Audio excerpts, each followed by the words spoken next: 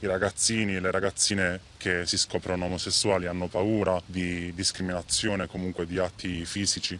Ancora tanti, troppi pregiudizi, le discriminazioni, le violenze, preoccupanti dati nelle scuole, dove su 1500 studenti delle superiori il 34% considera l'omosessualità sbagliata e il 27% non vuole un compagno di banco gay. Lo rivela un'indagine di Gay Helpline, il servizio di numero verde contro l'omofobia. Mi è capitato quando frequentavo le superiori di avere gente che usava termini poco carini per descrivermi o addirittura alcune volte lanci di oggetti. Questo ragazzo preferisce rimanere anonimo, discriminazioni ne ha subite anche nel mondo del lavoro. Il titolare della vecchia azienda osava in battutine, in cose poco carine durante il turno di lavoro. E poi c'è la sfera dei sentimenti, anche semplici gesti d'amore in pubblico possono diventare rischiosi. Ho un compagno, non mi vergogno di andare mano nella mano con lui, però il più delle volte quando si esterna troppo si rischia il peggio. Insomma, in Italia c'è ancora tanta strada da fare. Sicuramente avremo bisogno di una legge che tutela tutte queste persone che vivono atti di discriminazione e soprattutto la possibilità di aprire centri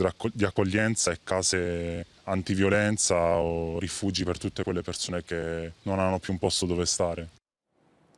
Sono sbarcati ieri a Lampedusa 68 migranti che saranno ospitati su una nave di una compagnia